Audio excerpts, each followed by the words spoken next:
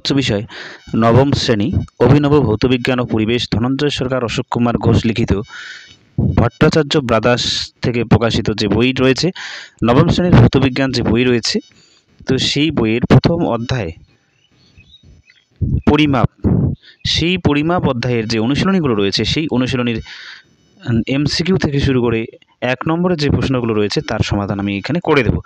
তো তার আগে বলে রাখি যে ভিডিওটি কিন্তু অবশ্যই এইচডি কোয়ালিটিতে করে নেবে, ঠিক আছে। আর একটা কথা বলি যে এমসিকিউ যে প্রশ্নগুলো এখানে রয়েছে এর দাগে, সেই এমসিকিউ প্রশ্নের উত্তরগুলো কিন্তু আমি করে দিয়েছি আগের ভিডিওতে, ঠিক আছে।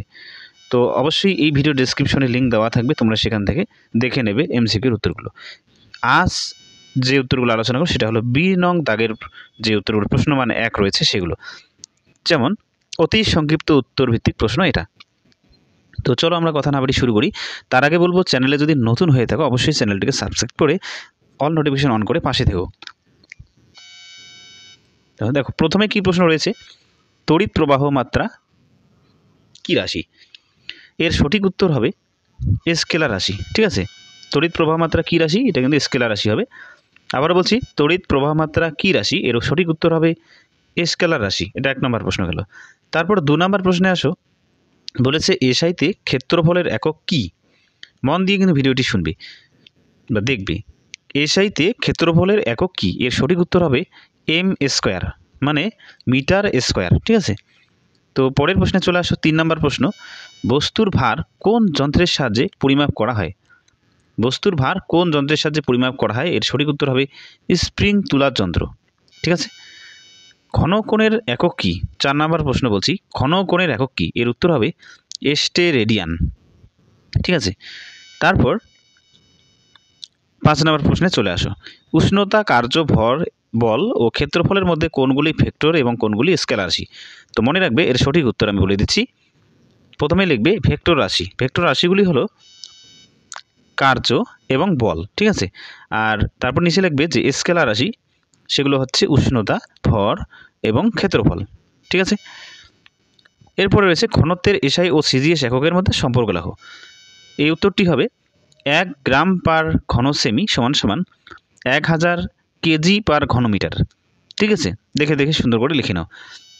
7 নম্বর প্রশ্নে আসো, একটি এককবিহীন রাশির উদাহরণ দাও। এর সঠিক উত্তর তোমরা লিখবে আপেক্ষিক গুরুত্ব, ঠিক আছে। এবার চলে আসো 8 নম্বর প্রশ্ন। 8 নম্বর প্রশ্নে চলে আসো, মাত্রা নেই কিন্তু একক আছে এরূপ একটি রাশির উদাহরণ দাও। এর সঠিক উত্তর হবে কোণ, ঠিক আছে। কোণ একটি এমন রাশি যার মাত্রা নেই কিন্তু একক আছে, ওকে। তারপরে রয়েছে 9 নম্বর প্রশ্ন, সাধারণ তুলাযন্ত্রের বাটখারাগুলির ভরের অনুপাত কত? এর সঠিক উত্তর তোমরা লিখবে 5:2:2:1, ঠিক আছে। তারপরে প্রশ্নে চলে আসো 10 নম্বর প্রশ্ন। 10 নম্বর প্রশ্নে বলা হচ্ছে যে এসআই এককে 4 ডিগ্রি সেলসিয়াস উষ্ণতায় বিশুদ্ধ জলের ঘনত্ব কত?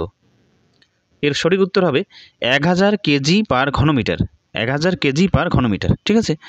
তারপরে 11 নম্বর প্রশ্ন আসো, পরমাণুর কেন্দ্রের ব্যাস কোন এককে মাপা হয়? 11 নম্বর প্রশ্ন, এর উত্তর হবে ফার্মি, ঠিক আছে। পরমাণুর ব্যাস কোন এককে মাপা হয়? ফার্মি এককে। 12 নম্বর প্রশ্ন, কোন ভৌত রাশিটি তুলাযন্ত্রের সাহায্যে মাপা হয়? এর সঠিক উত্তর হবে ভর। ভর কিন্তু তুলাযন্ত্রের সাহায্যে মাপা হয়। তারপরে আছে দৌড়। দৌড় প্রতিযোগিতার সময় কোন ঘড়ি ব্যবহার করা হয়? এর সঠিক উত্তর হবে স্টপ ওয়াচ। এবং এবার আমরা দেখব 14 নম্বর এবং শেষ প্রশ্ন, আলোকবর্ষ একক মৌলিক একক না লব্ধ একক? এর সঠিক উত্তর হবে আলোকবর্ষ হলো মৌলিক একক, ঠিক আছে। তো এই ছিল এখনকার ভিডিও। তো ভিডিওটিতে একটা লাইক করবে আর এই ধরনের ভিডিও পেতে চ্যানেলের পাশে থাকবে। আর একটা কথা বলি, কমেন্টে তোমরা জানাবে যে তোমাদের নবম শ্রেণীর আর কোন অধ্যায়, ভৌতবিজ্ঞানের কোন অধ্যায়ের উত্তর তোমাদের দরকার, বা জীবন বিজ্ঞানের অ্যান্সারও যদি দরকার হয় তো অবশ্যই আমাকে কমেন্ট করে জানাবে।